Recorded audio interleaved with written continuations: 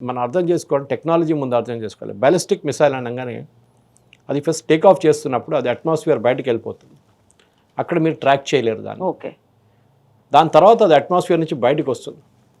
బయటకు వచ్చిన టైంలో అది speed 8 times speed of sound ఉంటుంది. ఓకే. సౌండ్ మన దగ్గర ఉన్న అన్నిటికంటే best fighter aircraft twice the speed of sound పోతుంది.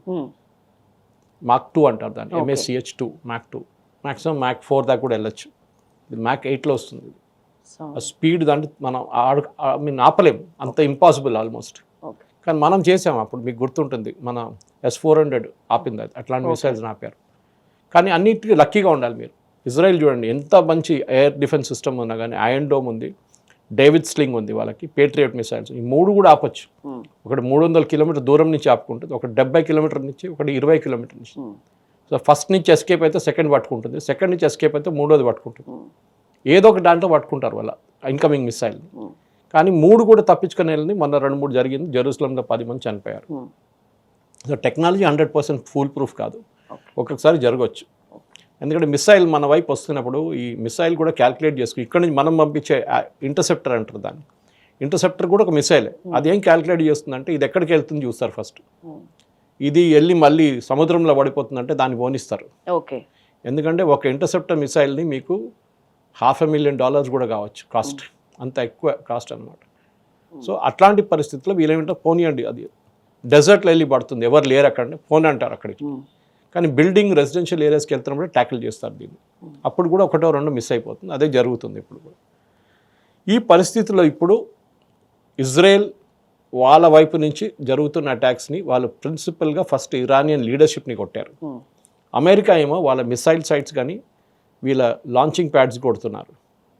అదే టైంలో ఇజ్రాయెల్కి ఇప్పుడు ఇంకో ప్రాబ్లం ఏంటంటే హెజ్బుల్లా వైపు నుంచి లెబనన్లో. లెబనన్ మీకు తెలిసి ఉంటుంది, ఒక 50-60 సంవత్సరాల ముందు క్రిస్టియన్ కంట్రీ ఉండేది.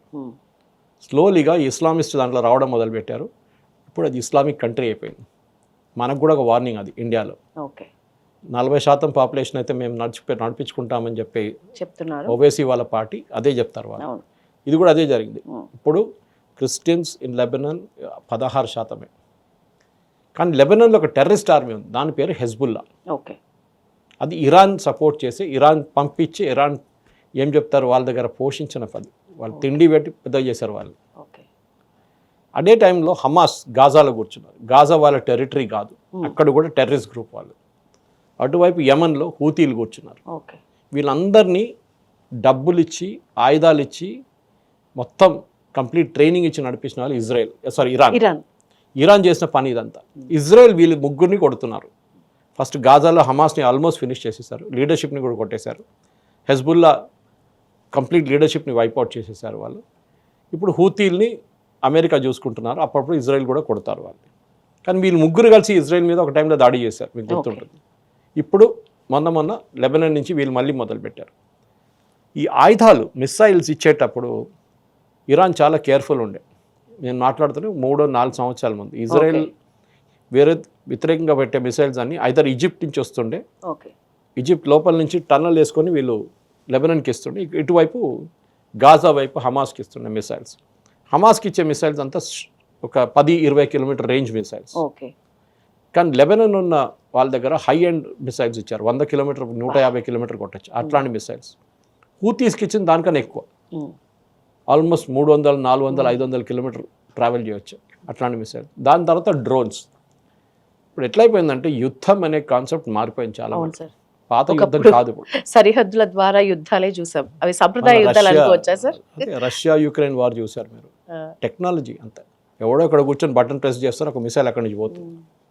మన పాత సిస్టమ్ లాగా ఒక 20-30 ట్యాంకులు, ఒక 1000 మంది తుపాకీ పట్టుకొని LMGs పట్టుకొని అక్కడ తిరుగుతున్నారు, RPGs పరిగెత్తున్నారు కాదు. ఆ యుద్ధాలు అయిపోయినాయి. ఉన్నాయనుకోండి, క్లోజ్ కాంబాట్ ఉంటుంది, కానీ చాలా మటుకు మిసైల్ అండ్ డ్రోన్ మీద నడుస్తుంది. ఫుల్ ఫ్లెడ్జ్ టెక్నాలజీ ఒక యుద్ధంలో కనిపిస్తుందంటే ఇంకా మనం చూస్తుంది ఇది ఫస్ట్ అనుకోవచ్చా సార్? ఇంతకు ముందు కూడా చూసామా? యుక్రెయిన్ రష్యా వార్లో ఉంటాయి. ఇక్కడ 1,00,000 మంది అక్కడ చనిపోయారు, 1,00,000 మంది ఇక్కడ చనిపోయారు. 4 సంవత్సరాలు అవుతుంది ఇప్పుడు, నో సొల్యూషన్. మర్చిపోయారు కూడా ఇప్పుడు ఈ యుద్ధంలో, అది కూడా మర్చిపోయారు. ఎందుకంటే ట్రంప్ ఇప్పుడు దాకా ఏం చెప్పారు, నేనే ప్రతి యుద్ధం ఆపాను చెప్పాను, ఇది ఆయన మొదలు పెట్టాడు. సో మీరు ఏం ఆపుతారు మళ్ళీ? అటువైపు గాజాలో చూస్తున్నాం మనం, హమాస్ వాళ్ళు చాలా మటుకు టెక్నాలజీ వాడారు in terms of missiles. Okay దాన్ని అడ్డుకున్న ఇంకా టెక్నాలజీతో ఇజ్రాయెల్. ఓకే ఇటు లెబనన్ నుంచి ఇప్పుడు చెప్పాను మీకు హెజ్బుల్లా వైపు నుంచి వాళ్ళు యూజ్ చేసిన బంకర్ బస్టర్ బాంబులు కూడా మీరు చూసుంటారు. ప్రతి బంకర్లు వెళ్ళి కొడతారు వాళ్ళు. అది నస్రుల్లాని చంపారు వాళ్ళు లెబనన్లో. ఆయన బేస్మెంట్ నుంచి కింద 3 ఫ్లోర్లు కూర్చున్నాడు కింద. థిక్ కాంక్రీట్ 24 ఇంచుల కాంక్రీట్ దాంట్లో కింద కూర్చున్న మనిషిని చంపేశారు వాళ్ళు బంకర్ బస్టర్ యూజ్ చేసి. అంత హెవీ బాంబు ఉంటుంది అది, అంత ఈజీ కాదు. ఇజ్రాయెల్ దగ్గర టెక్నాలజీ ఉంది. ఇజ్రాయెల్ టెక్నాలజీలో వార్ టెక్నాలజీలో Israel is the greatest country, దాంట్లో డౌట్ లేదు.